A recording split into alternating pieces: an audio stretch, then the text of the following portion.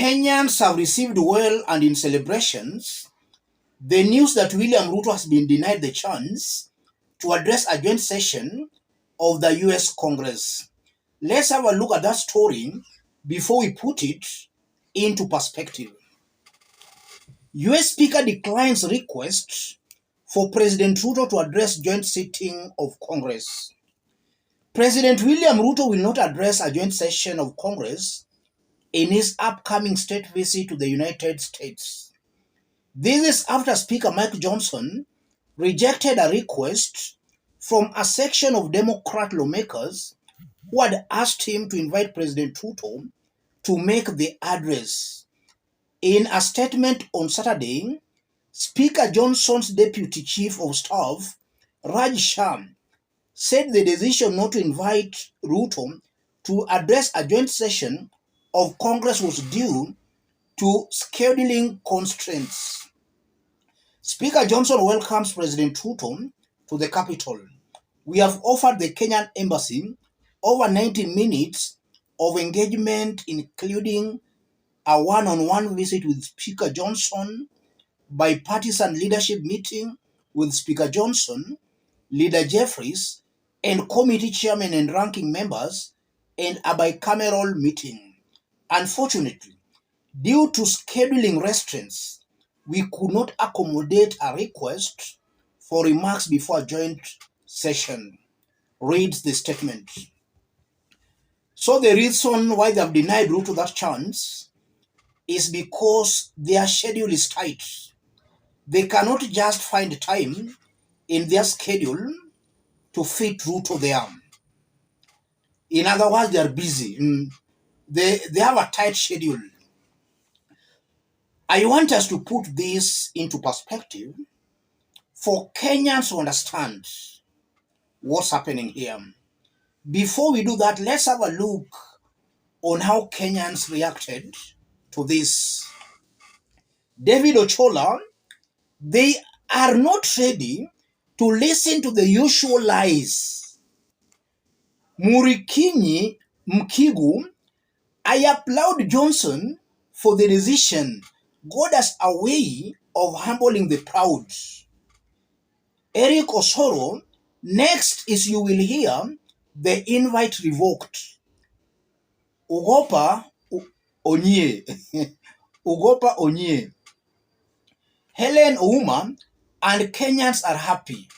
Patrick Wesonga, I applaud the decision taken by Johnson. Ruto has nothing to tell US Congress. Let him form his Congress in Eldoret. Vincent Ongera Omandi, good decision. Michael Waweru, the address was inconsequential. It was just an academic exercise.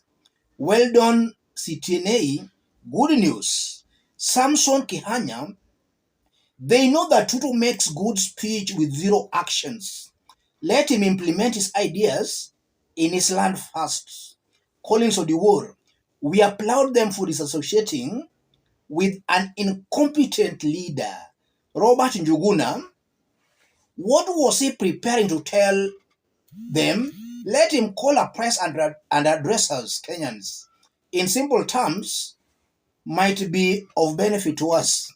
Mwangi DN, and the blame go to Uhuru as usual. Peter Orinda, Ruto has not reached a standard to address Congress. I think Ruto must do more in terms of democracy. Frank Mirito, what a wise speaker. Kennedy Uram, Raila is the only person who can address Congress. Baba only, and the only Baba. Mohamed Wali, a simple flood challenged him. So what was he going to tell a first world country in the first place? Think I like that. If he can't even address the issue of floods, what can he tell a first world country? Let's put all that into perspective for Kenyans to understand what's happening here and what that means, and why I believe that there might be some Trump link in this decision by Speaker Mike Johnson. If you are watching us but you have not yet subscribed, subscribe, give the video a like. Let's proceed. Let me start by saying this. This is how now Trump link comes in. Mike Johnson is a Republican, a close Trump ally, even though in some occasions they do differ, but he is a Trump ally. If you look at the House of Representatives, it's more Republican leaning. Republicans have a slight majority over the Democrats. And the lawmakers who requested the Speaker to allow William Ruto to make an address in the joint US Congress, those lawmakers are Democrats. We know Biden is a Democrat. Currently, America is under the Democrats. So I won't be wrong to conclude that Mike Johnson's ruling might be having some links to Trump in that they are all Republicans and Mike Jones is a close Donald Trump ally. That's how Trump link comes in.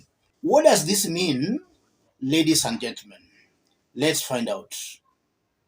The first meaning, Biden's administration is massaging William Ruto's ego. Mike Johnson's the Speaker, House of Representatives, is being truthful and factual with Ruto.